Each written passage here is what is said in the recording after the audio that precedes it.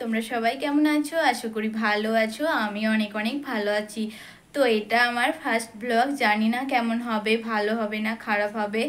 আর হয়তো তোমাদের বা আপনাদের মতো আমি গুছিবাগি কথা বলতে পারছি না। তো আমি আশা করছি তোমরা পুরো ভিডিওটা দেখবে, তোমাদের অনেক অনেক ভালো লাগবে। তার আগে বলি, আমার নাম পাইলুস, আমার বাড়ি বাঁকুড়া জেলার মধ্যে। আজ আমরা যাব বাঁকুড়া জেলা তিধারা মিলন মন্দির দেখতে, তাই ভাবলাম তোমাদের সাথে একটু শেয়ার করি। তো পুরো ভিডিওটা দেখতে থাকো, আশা করি তোমাদের অনেক অনেক ভালো লাগবে।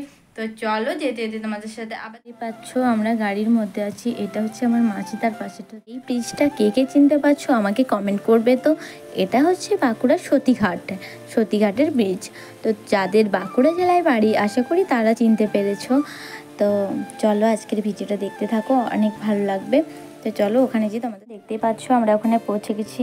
চলো এবার দেখতে পাচ্ছ এটা মন্দিরের সামনেটা। এবার এটা হচ্ছে মন্দিরের মানে যে প্রবেশ করার মেন গেট সেটাই। আর আমরা গিয়েছিলাম দোল পূর্ণিমার আগের দিন, সেদিন ওখানে খুবই ভিড় ছিল, অনেক মানুষজনই এসেছিল। আর এদিকে ডান সাইডে আর বাঁ সাইডে যে ফাঁকা জায়গাগুলো দেখতে পাচ্ছ না, এগুলোতে অনেক মানুষ বসে রেস্ট করছিল, কেউ বা খাবার খাচ্ছিল। তো চলো ভিডিওটা দেখতে থাকো।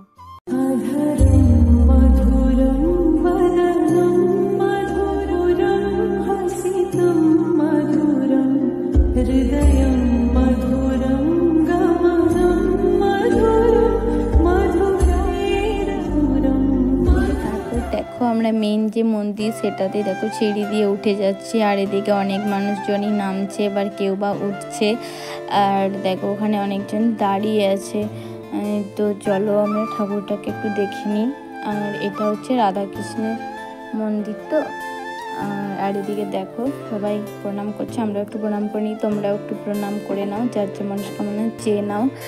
তো চলো ঠাকুরটা দেখ। তারপরে এই ডান সাইডে যে ফাঁকা জায়গাটা দেখতে পাচ্ছ না, এখানে দেখো অনেক মানুষজন, কেউ বা বসে আছে, কেউ বা দাঁড়িয়ে আছে, কেউ বা গল্প করছে, কেউ বা দেখো আবার কেউ কেউ এখানে শুয়েও আছে।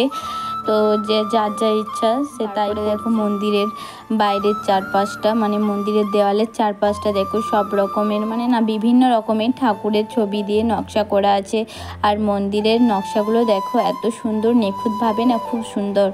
আর যাদের যাদের বাঁকুড়া জেলায় বাড়ি, তারা এখনও আসেনি, তাদেরকে আমি একবার রিকোয়েস্ট করবো এই মন্দিরটা দেখে যাও, তোমাদের খুব খুব ভালো লাগবে। আর বললাম না তোমাদেরকে যে আমরা দোল পূর্ণিমার আগের দিন গেছিলাম, তাই সেদিন দেখো সবাই ঠাকুরের পায়ে আবির দিচ্ছিল, কিন্তু ওখানে ঠাকুরের পায়ে আবির দেওয়া মানা ছিল, কিন্তু তাও শুনছে না কেউ। আর এদিকে দেখো সবাই নিজের ফ্যামিলিদেরকে নিয়ে ছবি তুলছে, আর আমি তখন তোমাদের পুরো মন্দিরটা ঘুরে দেখাচ্ছিলাম। তো পুরো দেয়ালগুলো দেখো, মন্দিরের চার দেয়ালটা দেখো বিভিন্ন রকমের ঠাকুরের ছবি দেওয়া আছে।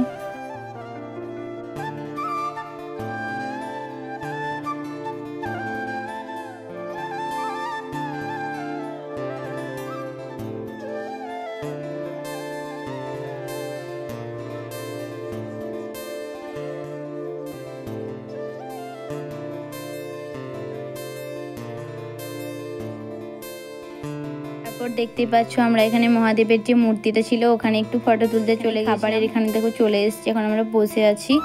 তো এখানে 60 টাকার কুপনে খাবার পাওয়া যায়, আর সাথে থাকে ভাত, ডাল, আলু পোস্ত, কুমড়োর তরকারি, চাটনি, পায়েস।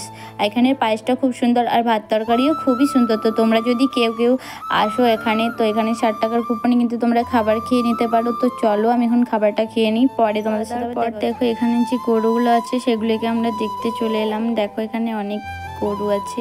তারপর দেখো এই মন্দিরের উপরে আবার চলে এসেছি, এখানে যে যার মতো বিশ্রাম করছিল, তাই আমরা ওখানে একটু শুয়েছিলাম। তো চলো তোমরা ভিডিওটা দেখতে থাকো, আর একটু পরে আমরা বাড়ি চলে যাব। তো চলো তোমাদের সাথে যেতে যেতে আবার দেখো। এখন আমরা বাড়ি ফিরে যাচ্ছি, এখন আমরা গাড়ির মধ্যে আছি। তো তারপর এখানে যে জঙ্গলটা দেখতে পাচ্ছ, এটা হচ্ছে রতনপুরের জঙ্গল। তো যেতে যেতে একটু আমি ভিডিও করে নিলাম। ভিডিওটা এই পর্যন্তই। তো যদি আমার ভিডিও ভালো লেগে থাকে তো লাইক, কমেন্ট, শেয়ার করো, আর চ্যানেলটা অবশ্যই সাবস্ক্রাইব করে রেখো নতুন নতুন ভিডিও পাওয়ার জন্য। সকলে ভালো থাকবে।